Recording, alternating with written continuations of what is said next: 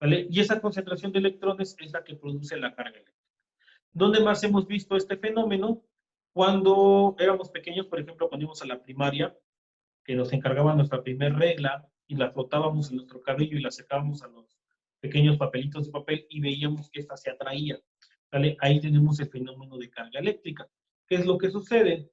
A la hora de que yo froto la regla con mi cabeza, ¿sale? Hay un compartimiento de electrones. Posiblemente yo tengo electrones de más que le paso a la regla. Y la regla, a su vez, ¿sale? Le pasa esos electrones a las pequeñas hojitas de papel y eso es lo que propicia ese fenómeno de atracción de una regla con una hoja de papel.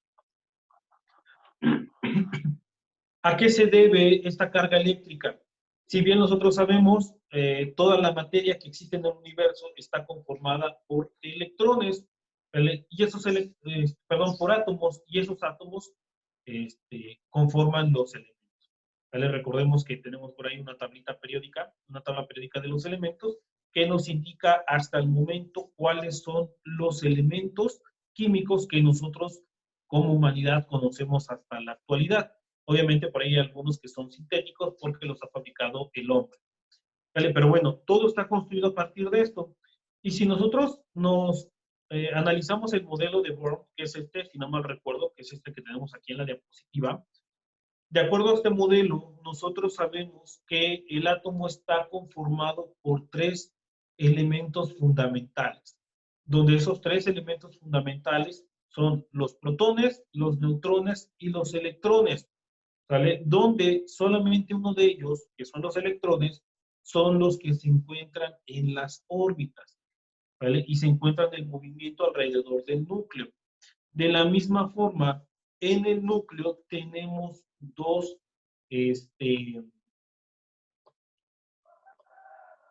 tenemos otros dos elementos que en este caso son los neutrones y los protones que conforman el núcleo, el cual no podemos separar de manera tan sencilla, ¿vale? Y recordemos que son esos electrones que se encuentran en las órbitas que producen los enlaces iónicos, los enlaces covalentes, que esos enlaces son los que nos generan a nosotros la posibilidad de que existan elementos a partir de estructuras cristalinas, ¿vale? Y así conocemos nosotros los metales, las cerámicas y demás, ¿vale? Pero son estos elementos también, estos electrones, los que propician la existencia de la corriente eléctrica, ¿vale? Recordemos que para que exista un enlace, ¿vale? Posiblemente en química lo llegaste a ver, ¿vale? Que tenemos en la última órbita, ¿vale? Nuestros electrones de valencia. Son estos electrones de valencia los que permiten, ¿vale? Los enlaces con otros elementos, ¿vale? Entonces, son estos electrones que se comparten los que propician la corriente eléctrica, ¿vale? Los electrones no realmente se comparten con uno y se queda completamente fijo, sino que pueden ser varios electrones en movimiento los que se estén compartiendo. Y eso propicia a nosotros esa corriente eléctrica, ¿vale? Entonces, por eso es que existen, simplemente porque existen electrones y eso se pueden estar en movimiento, ¿vale? Entonces, aquí ya tenemos que la carga eléctrica simplemente va a ser o una ausencia de electrones o una existencia normal de electrones. O tengo muchos electrones o tengo pocos electrones, ¿vale? No puede haber, no pueden existir netamente cargas positivas, ¿sale? Que vamos a ver más adelante. Por lo regular, todas las cargas van a ser negativas y si llegan a ser positivas es porque realmente existe carencia de electrones, más no existe un desborde de... ¿Sale? Entonces, a partir de esto, ¿hasta aquí hay dudas, Antonio? No, todavía no. Ok. Entonces, a partir de esto, estos fenómenos no son nada nuevos. Por ejemplo, yo te mencionaba el de la ropa, de esa misma forma, yo creo que nuestros antepasados, con el contacto de la piel, se dieron cuenta que sucedían estas pequeñas descargas, y de la misma forma, pues los fenómenos naturales, en tormentas, aparecen estos rayos que simplemente son concentraciones de cargas eléctricas. Por lo tanto, esos fenómenos ya existen y ya han sido estudiados. ¿Cuál es el punto de partida? Que existen personajes que hicieron grandes descubrimientos o grandes aportaciones a este tipo de fenómenos. Y en este caso, uno de los principales es Benjamin Franklin, el que nosotros bien sabemos por imágenes, por la historia, es aquel sujeto que voló una cometa en media tormenta simplemente para poder analizar este fenómeno de la electricidad. ¿Vale? Entonces, ¿qué es lo que hizo él? Él simplemente voló un cometa, ¿sale? La conectó obviamente a un cordón aislante, ¿sale? Al menos el aislante iba de la llave a su cuerpo, ¿sale? Pero de la cometa a la llave era un material conductor. ¿Qué es lo que pasó? Lo que pasó es que el rayo impactó la cometa, ¿sale? Obviamente él ni siquiera la estaba agarrando, pero bueno, así es como lo define la historia. El rayo cayó a la llave y la llave quedó cargada. ¿Qué es lo que fenómenos pudo observar tal vez él después? Que esa llave atraía ciertos elementos como papel, como otros metales y demás, ¿vale? Porque aparte de que se generaba ahí una carga, una concentración de carga eléctrica, pues también se magnetizaba ese elemento metálico. Entonces, a partir de los estudios que él hizo, ¿sale? Él encontró que ciertos elementos se atraían, ¿sale? Y ciertos elementos se llegaban a repeler, por lo que él definió que deberían de existir dos tipos de cargas, y él obviamente las definió como cargas positivas y cargas negativas. ¿Cómo se enteró de esto? Pues posiblemente cuando nosotros cortamos algunos materiales, por ejemplo, si yo froto acrílico con mi cabello, genero carga eléctrica en ese acrílico. Entonces, posiblemente al estar experimentando con varios elementos y estarlos frotando con unos con otros, se dio cuenta que en algunas ocasiones se atraían y en otras ocasiones se repelían. Así es como él definió que existían esos dos tipos de cargas. A partir de esto, pareciéndose un poco a la ley de los signos que nosotros utilizamos en matemáticas, él definió lo siguiente, que cargas con signos iguales se van a repeler. O sea que si yo tengo dos elementos con cargas positivas, se repelen. Si yo tengo dos elementos con cargas negativas, también se van a repeler. Pero si tengo cargas opuestas, estas van a atraerse, ¿sale? ¿Qué es lo que nos representa la imagen que tenemos ahí? Cargas iguales se repelen, cargas opuestas se atraen, ¿sale? Entonces eso hay que tomarlo muy en cuenta porque así es como está definida también la ley de Coulomb, ¿sale? Que está definida por Charles Coulomb, que también hizo grandes aportaciones a esta rama de la electricidad.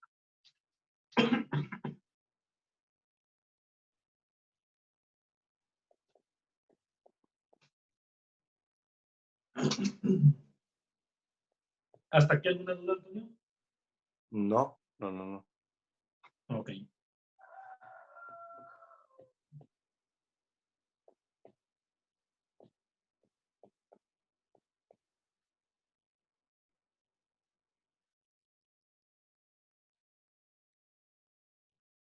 Ok, ahora, otro de lo que encontró Franklin, perdón, es de acuerdo a la energía, ¿sale? Nosotros recordaremos por ahí la primera ley de la termodinámica, ¿sale? Que nos dice que la energía no se crea ni se destruye, solamente se transforma.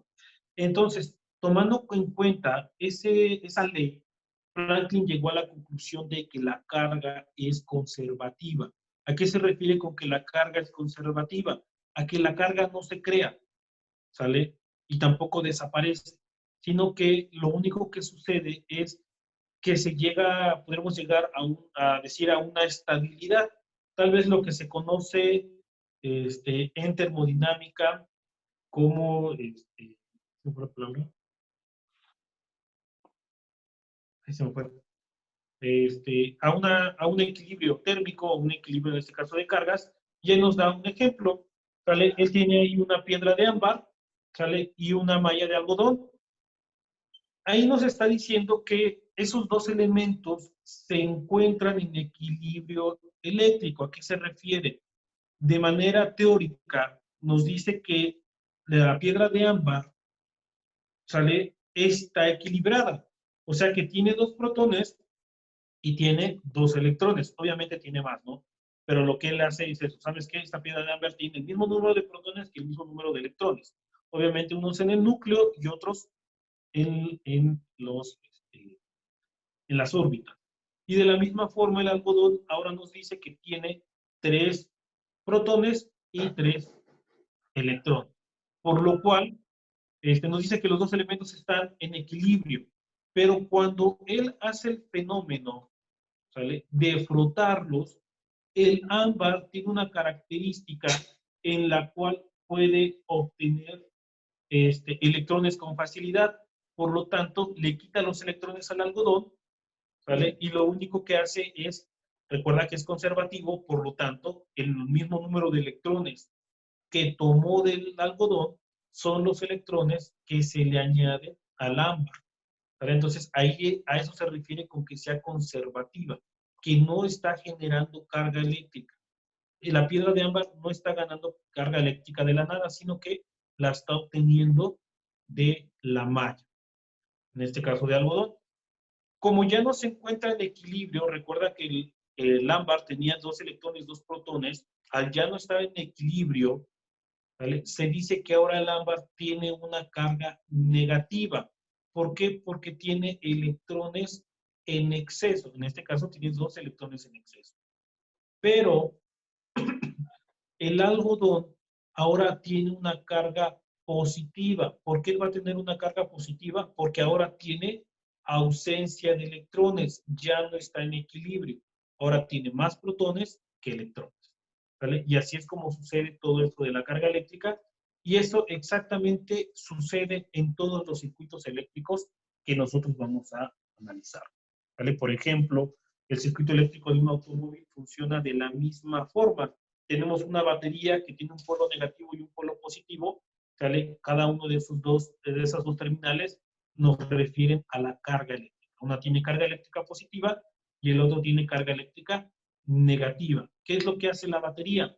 La batería lo que hace es generar cierta energía que me permita desplazar esos electrones, ¿vale?, de la terminal negativa hacia la terminal positiva. Es lo único que hace la batería. ¿Vale? Después de Franklin, ¿sale?, llega otro personaje que es Robert Milkan.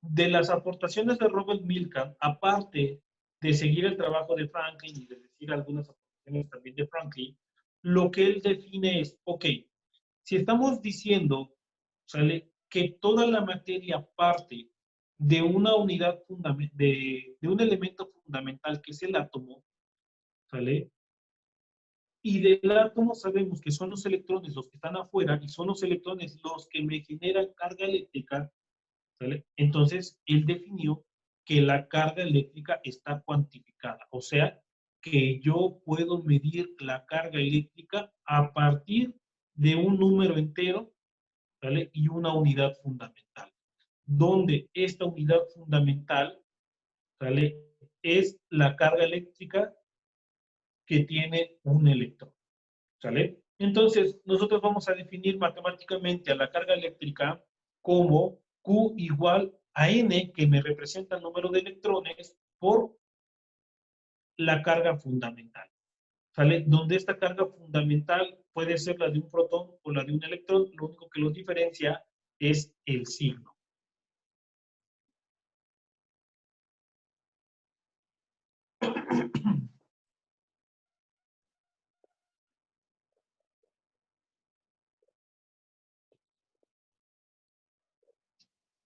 ¿Hasta aquí vamos bien? Sí, espérame tantito. Sí.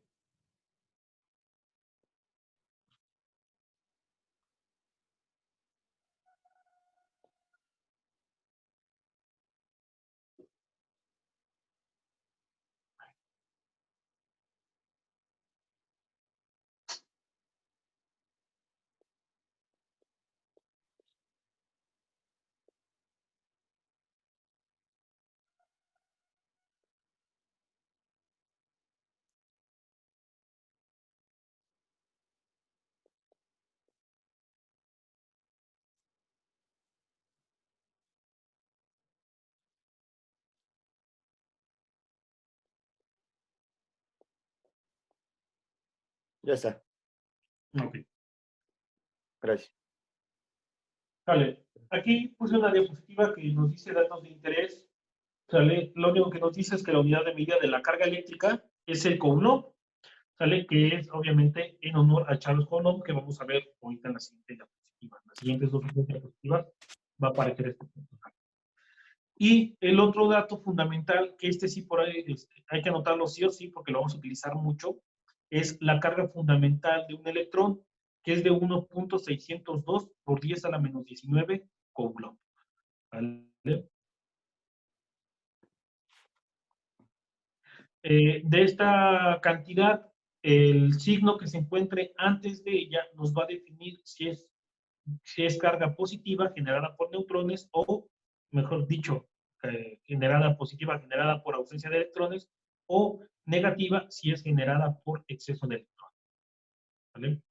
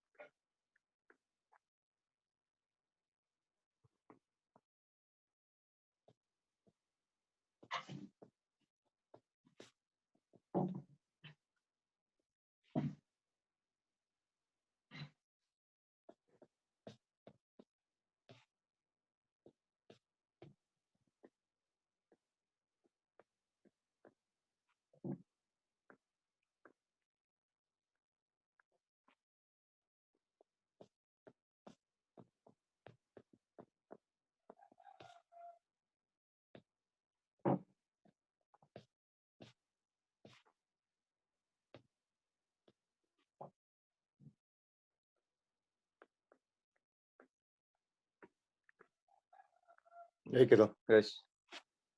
Ok. Vale, ahora. En este video vamos a ver la interacción entre cargas eléctricas, tanto positivas como negativas.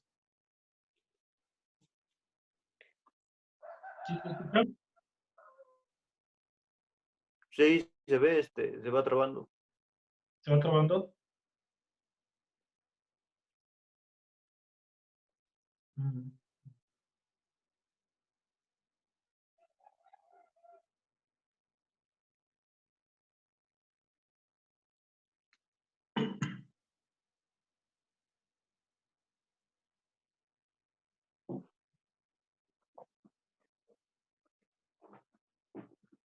Ahí está simplemente demostrando que las dos cargas, los dos elementos son neutros, por lo cual no hay ninguna atracción. La esfera debe ser una esfera de metal o de algún material. Ahí tenemos una barra de vidrio que está flotando con piel, generando así una carga eléctrica, y como el otro elemento es neutro, ahí vemos la atracción. ¿Vale? Lo mismo hace con la barra, si no me recuerdo, como caucho, ¿vale? Que flota con seda. Aquí se genera carga también, pero otro tipo de carga. Ahí nos vamos a dar cuenta que el fenómeno de atracción va a ser exactamente el mismo, ¿sale? Pero las cargas son completamente diferentes, ¿sale?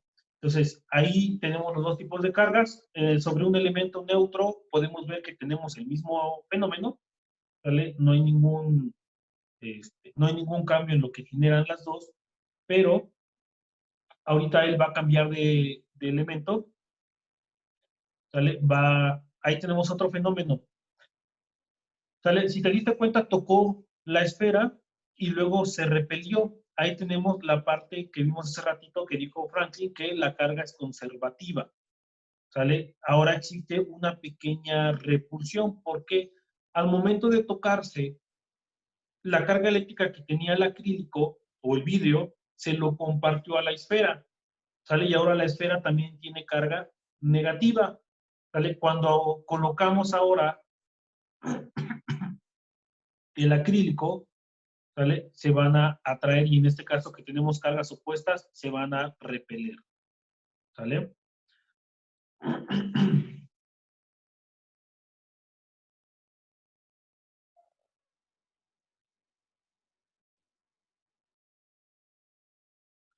Ese elemento que él está colocando ahí se le conoce como balanza de torsión, lo que permite es poder girar, ¿sale? Sobre su eje de manera libre sin oponer mucha resistencia, con lo cual se pueden medir ciertos fenómenos físicos, como bien lo hizo Newton, como bien lo hizo Coulomb, y por ahí hubo otro personaje que no recuerdo, lo hizo también con el magnetismo, ¿sale? Pero bueno, ahí cargó una de forma positiva, ¿sale? Y va con la de forma negativa y vamos a encontrar atracción, ¿sale? Recuerda que son cargas completamente opuestas, por eso es que tenemos ese fenómeno de atracción.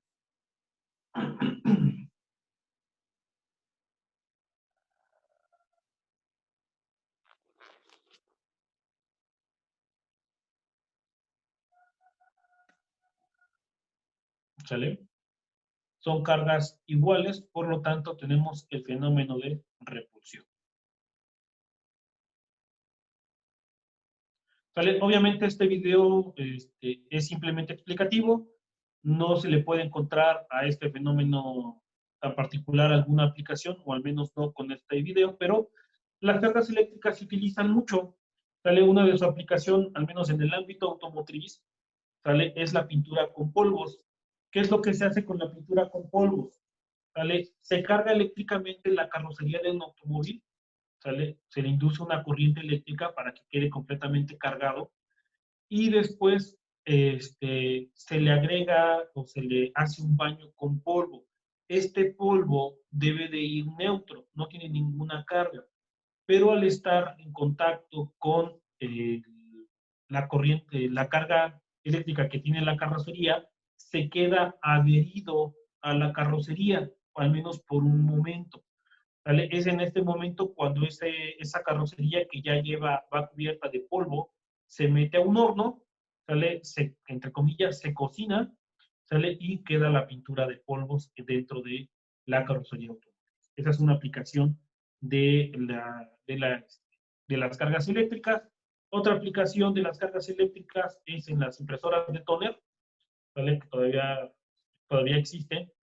Esas impresoras de tóner tienen un rodillo que se carga eléctricamente en forma de las palabras, ¿vale? Se carga eléctricamente, ese rodillo entra a donde se encuentran los polvos y esos polvos solamente se quedan pegados, ¿vale? Donde existe carga eléctrica.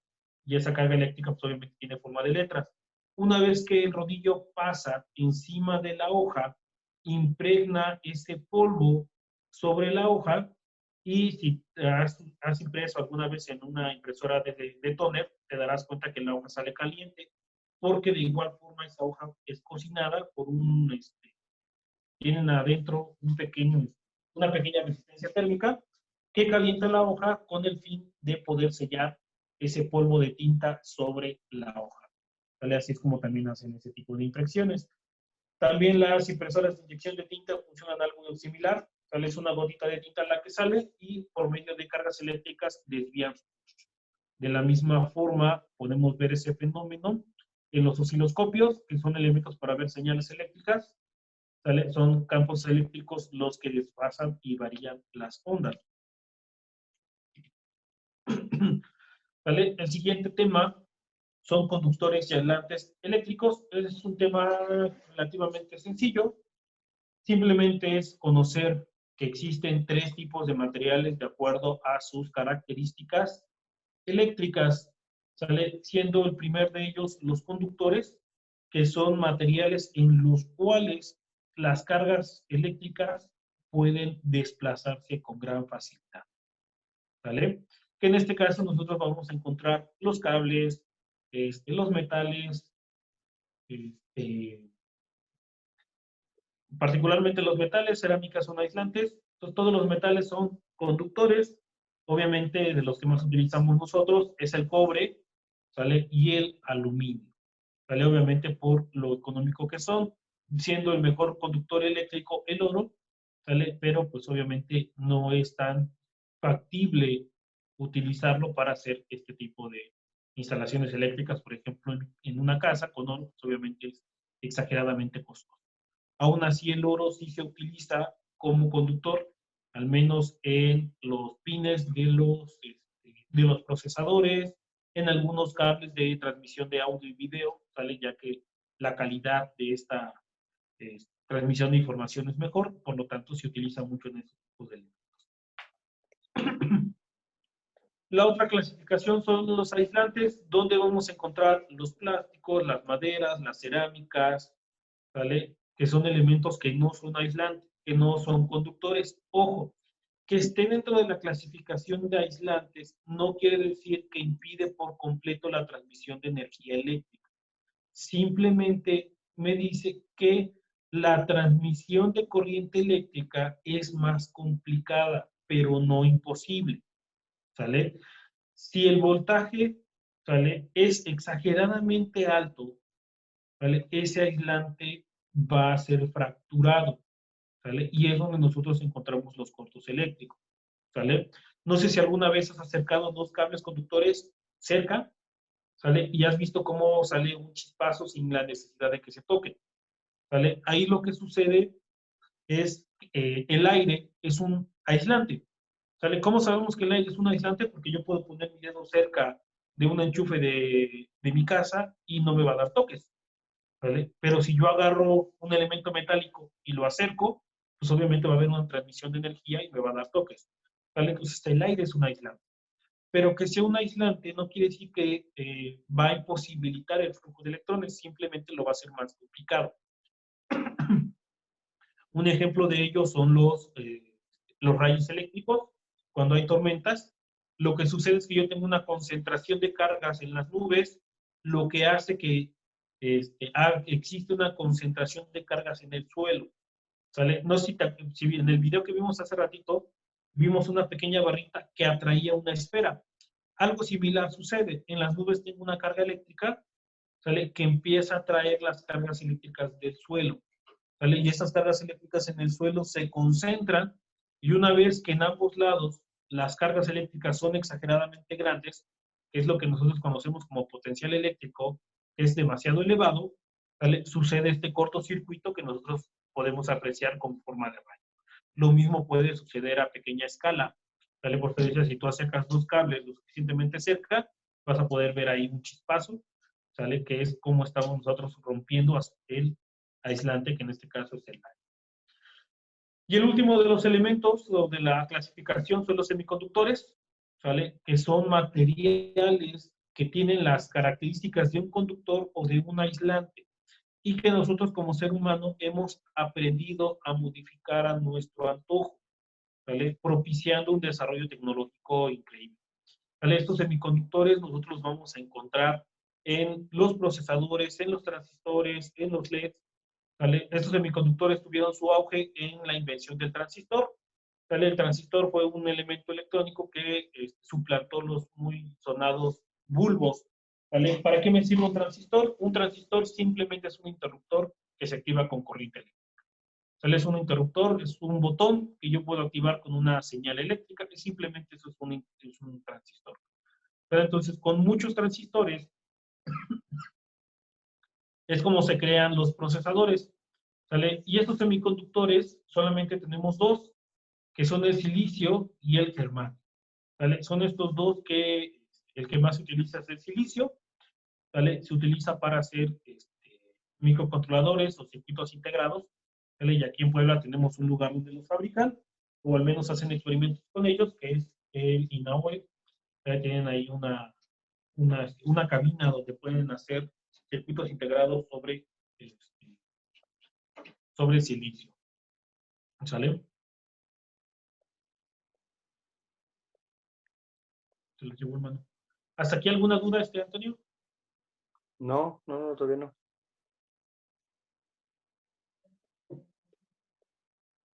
Perfecto.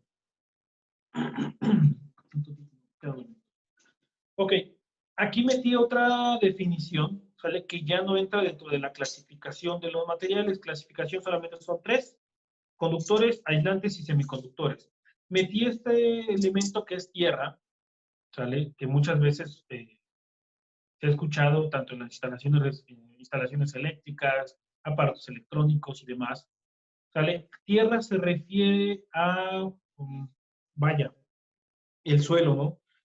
El suelo realmente es un elemento que está en contacto con todo lo que existe.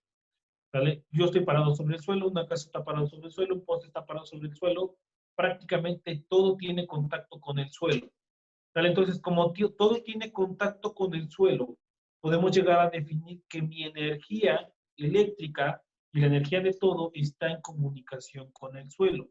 ¿De dónde saco yo electrones para que mi cuerpo se cargue eléctricamente? Del suelo. ¿Vale? Entonces, cuando existe una descarga eléctrica, por eso es que cuando existe una descarga eléctrica, esa descarga eléctrica se manda a tierra. Y eso lo podemos ver nosotros en nuestra instalación. Donde está el medidor de tu casa, vas a ver que baja un cable que se conecta a una varilla que se entierra en el suelo. ¿Vale? Esa es la tierra física. ¿Para qué se hace eso? Se hace por si existe alguna descarga, esa descarga se vaya hacia la tierra, ya que la tierra admite una cantidad exagerada de electrones, ¿sale? Y nunca, ¿sale?, va a tener una carga positiva. La Tierra siempre va a ser neutra. Si tiene algún exceso de electrones, lo comparte con cualquier otro elemento que esté conectado a ella, en este caso un árbol, una planta, ¿vale?